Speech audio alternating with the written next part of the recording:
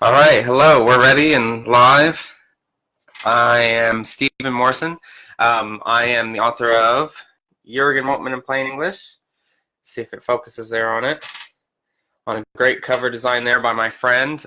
His name's Gordon Whitney. He does a great job with my covers, and he's always done excellent. And this one's especially good. He was telling me that the little details and the stitching there were some of the hardest stuff he had to do for it. But anyways, I'm just talking a little bit to buy some time, waiting for everybody to join us here. I'm going to be talking today, obviously, about this book, and I'll be answering a few questions. There's already been one question that was asked that I'll get to at the end, but I'll answer questions here at the end. For the moment, I'll just kind of, the plan is to talk about the book. To start, we'll wait still before we get officially started. I'll read from the book, and then I'll get questions there at the end. And so if you do have any questions as we're going along, feel free to type them in the comments. I'll see them, and I will get to them at the end. So, yeah, like I said, my name's Stephen. Here I am in my little library. As you can see behind me, I've got my Bart books. I'm actually quite proud of it. I just started reorganizing everything, so all my Bart books are here. I've got some of my literature books, Joyce, Beckett, stuff up there. My dogmatics are up top here. Not all of them. I still have my Schleiermacher volumes elsewhere because I'm writing on those. And then I've got just miscellaneous books up top. But, yep, still stalling here just to let everybody get joined up. But it looks like we got a few, so we can get started. Like I said, my name's Stephen. I'm the author of this new book, Jürgen Moltmann in Plain English. And I'm just going to talk today a little bit about the book. I'll do some reading. I'll do an extended reading of the book, and then I'll answer questions. So if you do have any questions as we go along, feel free to write them in the comments, and I'll get to them. I already had one question ahead of time, and I'll answer that one. But like I said, here's the cover of the book. Looks all nice and sharp. And yeah, so first things first, I just want to say a big thank you to everybody who has bought the book, who's given me really great feedback, who's been very positive about it. I'm really thankful for all the great comments that I've heard. I'm always honored to hear that people have enjoyed my work, enjoyed my writing, and so yeah, this has been another really great experience for me to publish this one. A few weeks ago, it was maybe even a month ago now, the Postbardian, our friend, the Postbardian Wyatt, he had a great review of the book, and so that was very kind. I can post it in the comments later or something, but I assume a good amount of you read that already.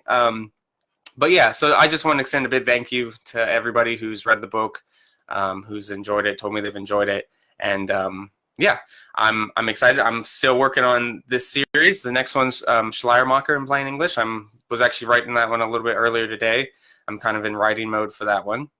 But yeah, I'm really excited about how this one's going. And my goal for this series is always just to be as clear and accessible as I can. I'm an amateur theologian. I've not gone to seminary or anything like that. And so I read these guys on my own and just kind of try to take the core ideas that I find the most helpful for myself and just to present them in a plain way, in plain English, if you like. And so that's really the heart of this series, and so this one is now the third one in the series.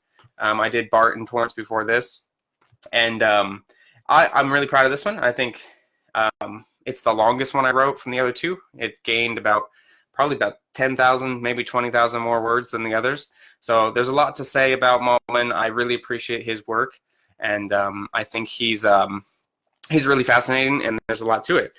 And I did send him a copy because he's one of the only guys that's still living amongst the theologians I want to cover. So I sent him a copy of the book, and I signed it for him and wrote him a nice letter. And so hopefully he responds to that. Last time I wrote him, it took him about 6 months to respond. So hopefully he's a little bit quicker. But I'm a bit nervous to hear what he says, but hopefully he likes it.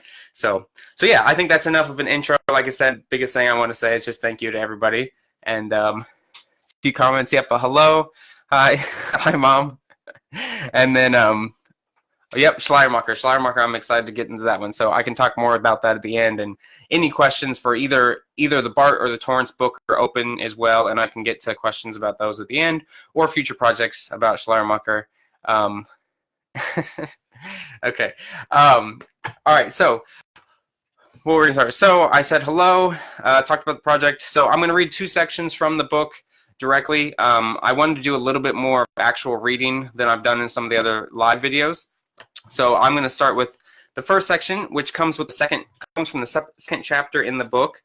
I organized the chapters based around Moltmann's 10 major books, which pull mostly from what he considered to be his contributions to systematic theology. So there's 7 books in that series. The first 3 books are considered his early trilogy. And so all 10 of those books I kind of cover, I dedicate a chapter to. And so the second chapter in the book is on Theology of Hope, which is arguably his most famous book. And so, yeah, I'll read the first section of that. We'll see how many pages I actually read. I think I'll read about 4 pages here. So bear with me with that. If you're just joining us again, this is Jürgen Moltmann Plain English that I'm reading from. And I did put a link in the description if you want to buy a copy. You got to put my promotion in there. So here we go. Like I said, this is chapter 2. Here's the introduction. Moltmann's Theology of Hope reorients the whole of theology from the focal point of eschatology, the doctrine of hope. Theology has often neglected the theme of hope by placing eschatology in the appendix of faith, deeming hope in the imminent arrival of the kingdom of God non-essential to the life of the church. Moltmann's genius, however, is the insight that Christianity is, in essence, forward-looking and moving. Christianity is hope. Hope is the fuel of a revolutionary Christianity, which calls the world evil and rises to change it. As such, Moltmann's proposal for the eschatological orientation of theology is at once the manifesto for a church conscious of the political and social implications of the gospel. According to Richard Bachman, the greatest achievement of Moltmann's early theology is its ability to open up hermeneutical structures for relating biblical faith to the modern world. Moltmann's Theology of Hope calls us to embrace God's future instead of falling into reactionary traditionalism against the changes of history. Thus, Moltmann wished to show how the modern experience of history as a process of constant and radical change and hopeful search of a new future need not be rejected by the church. Eschatological hope leads to a Christianity which no longer resists the progress of history, but embraces it with hope in God's coming kingdom, so that the church may be credible and relevant in the modern world. Hope for God's coming draws the church into the Trinitarian history and mission of God. It pushes the church into the public sphere. Theology of Hope is one of Moltmann's best-known works, and it places a defining stamp on the whole of his theology. It is also one of his most difficult books to read, and newcomers of his thought are likely to be put off by its complexity. Its proposal, however, is quite simple. Christianity is hope. What this means for specific doctrines is yet to be seen as we explore other facets of Moltmann's theology.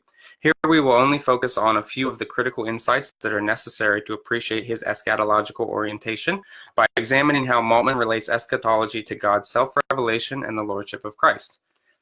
First, however, we have to be clear about what is and is not the content of our hope. And so that was the introduction. I'll continue on and read a few more pages here. So this one's now Contrasting Visions of Hope. Got my Bart bug here. What is eschatology? Some define it as the doctrine of last things, but this is not a truly Christian understanding of the term. The fearful last things are not the subject of Christian eschatology, but the glorious first day of God's new creation. It is not the end that concerns us, but the new beginning. Eschatology is the doctrine of hope. The critical point shaping our eschatology is our definition of hope. What is a genuinely Christian hope? We must begin then by contrasting this hope against 2 alternative visions of the future, utopia and escape. I'm just laughing at one of the comments. 1. Utopian hope. A utopian vision of the future is hope in an ideal world extrapolated from the present situation and achieved by humans within history. In other words, utopian hope is that which is possible by human beings. It is thus faith in the progress of history towards an idealized end. It is, for example, Karl Marx's vision of a utopian communist society. It is the idealized projection of what a perfect world could be. It is a this worldly hope, which places its trust in the achievements of humanity, not in God. Although Moltmann is indebted to the Marxist philosophy of Ernst Bloch, his denial of utopian hope is the best way to recognize his essential disagreement with Bloch. Bloch's hope is utopian. Moltmann's hope is in the kingdom. Bloch's hope trusts in the progress of history. Moltmann's hope trusts in God's faithfulness and God's sovereign grace. That is important to clarify against those who have deemed Moltmann's theology of hope merely a baptized version of Bloch's philosophy. And that was Barth who did that.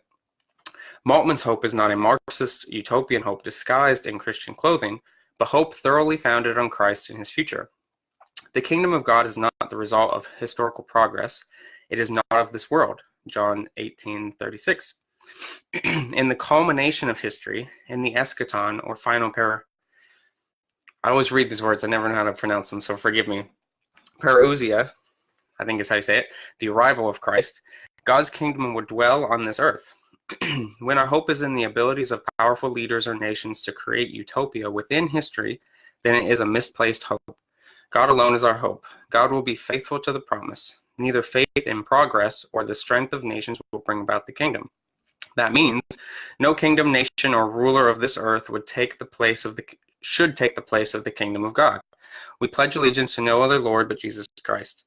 No earthly power should be the object of Christian hope. No nation or political agenda can claim Christ's legitimization. History knows all too well the disastrous effects of misplaced hope. Hitler's Third Reich and Stalin's forced communism, for example.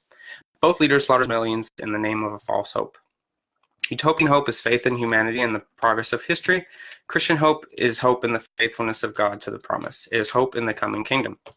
And then the second contrast I make between the two is the escapist hope. So I'll read part of that one. It's a little bit longer, so I won't read the whole thing. We'll just read part of it and maybe skip some sections. So, escapist hope gives up on God's coming transformation of this world by resigning its hope to another world. In contrast with a worldly utopian hope, escapism is hope in the flight of the soul from all things bodily and worldly. It is hope in heaven or in a kind of Gnostic spirit world. And this too is an illegitimate form of hope. It is a common error for Christians today, especially in American evangelicalism, to mistake our hope in God's kingdom for an escapist dream of a pagan afterlife, to place our hope in heaven. In contrast, true Christian hope is not for another world, but in the new creation of this world. Hope which gives up on this world is not Christian hope. Since the foundation of our hope is Christ and his bodily resurrection, our hope is firmly rooted in the humanity of Christ. Moltmann writes, the Christian hope is foundationally and in essence the hope of resurrection. End quote. To deny hope for this world is to deny the bodily resurrection of Jesus Christ eschatologically. We have wrongly placed our hope in going to heaven someday when we die, but this is precisely the kind of escapist hope Moltmann cannot accept. Personally speaking, Moltmann writes, when I die, I have no wish to go to heaven except... Sorry, I skipped a line. I expect the resurrection of the dead and the life of the world to come, to put it in the Christian terms of the Nicene Creed. End quote. He calls the desire to escape earth for a spiritual, heavenly existence a fantasy, like in Gnostic redemption religion. The notion of going to heaven when we die owes more to paganism than to Christ's resurrection. We will not be redeemed from this world, but together with it. Christian hope must be as bodily and earthly as the risen Christ. And I think I'll stop there. There's a few other points I make in this section, but that's kind of the idea of that. And so that first section, like I said, was contrasting the two visions of hope that Moltmann's theology kind of contradicts. So he's neither a utopian hope or an escapist hope. And so I think those were important to clarify as we began studying Moltmann's theology of hope, because especially the first one is a common critique and a common misunderstanding about Moltmann.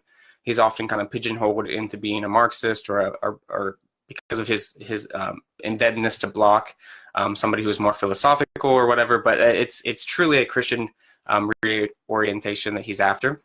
And so I think that was important to emphasize it first.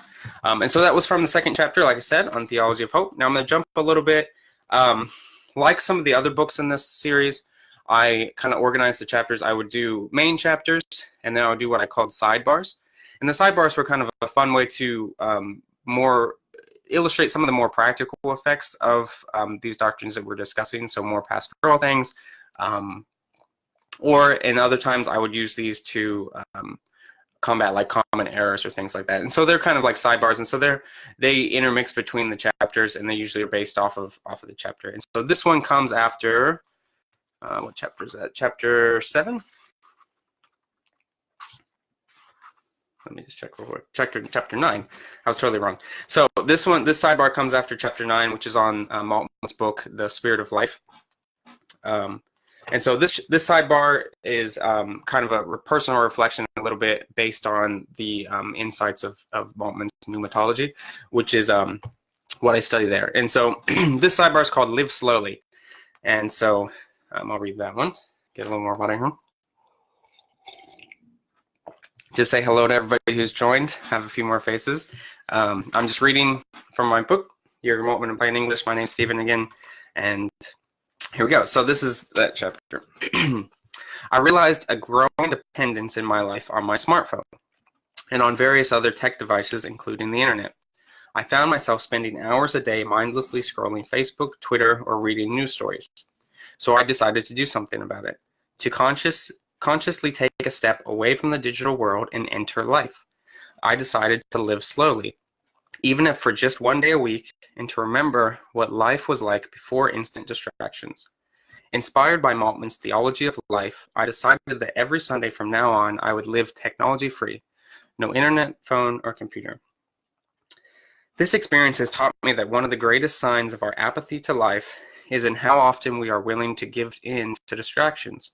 On the first morning of my technology fast, I was overwhelmed by how often I felt the urge to grab my phone or check my notifications. I began to realize that these distractions were nothing less than an escape from facing life head-on. Every time I choose distraction, I reject life. It was not long until my Sunday technology fast became the highlight of my week. I had re-entered life. I learned to live slowly. I embraced boredom and resisted every urge to ease boredom with distraction. I paid attention to the simple things. Uncomfortable thoughts and fears would sometimes confront me. Any other day I would have reached for my phone and avoided these feelings. I resisted the temptation and met the Comforter awaiting for me on the other side of my sadness. If we resist suffering, we close ourselves off to joy as well. We reject the Comforter. The modern world is blazing fast. It has no time for boredom, for melancholy, for imagination. There's no time for life. And then this is a long quote from Moltmann that I'll read. So he writes, "The modern world offers us countless opportunities for life and experience, but our lives are short. The unconscious fear of missing out on something or of being done out of something is a tremendous accelerator in the way we live. And it is not for nothing that the resume we present on applying for jobs is called a curriculum vitae." Excuse my pronunciation.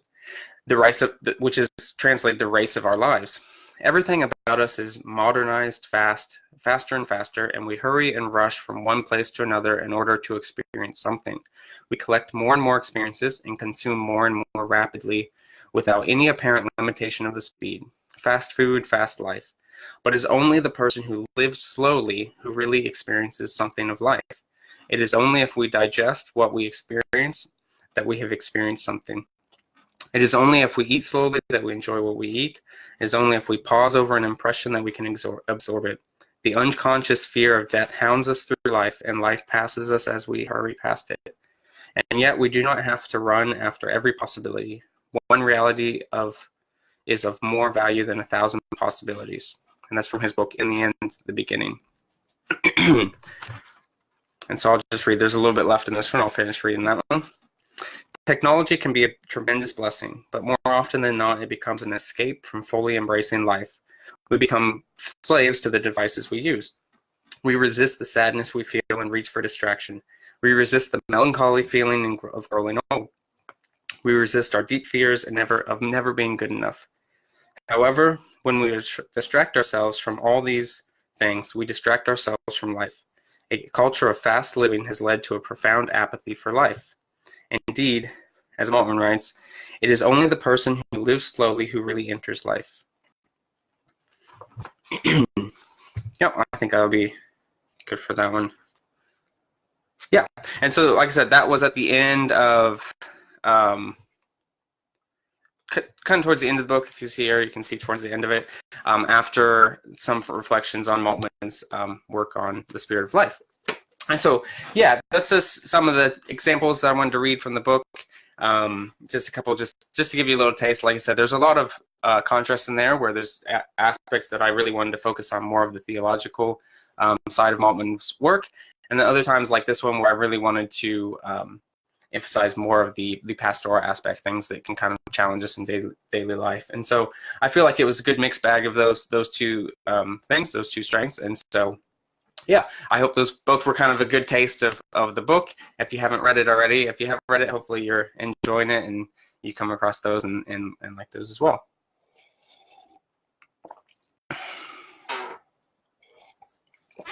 But great, there's a few comments.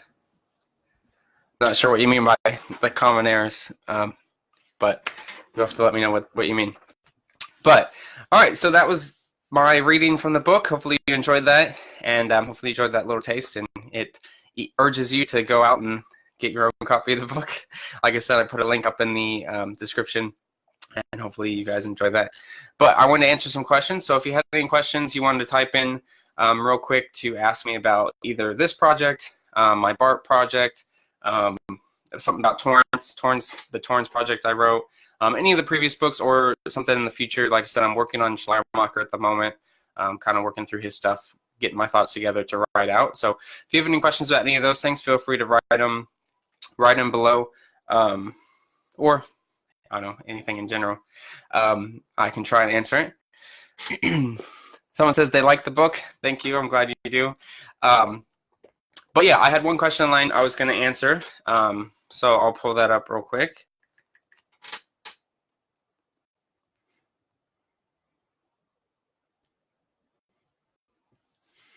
Sorry, I should have had this ready. I didn't think to have it.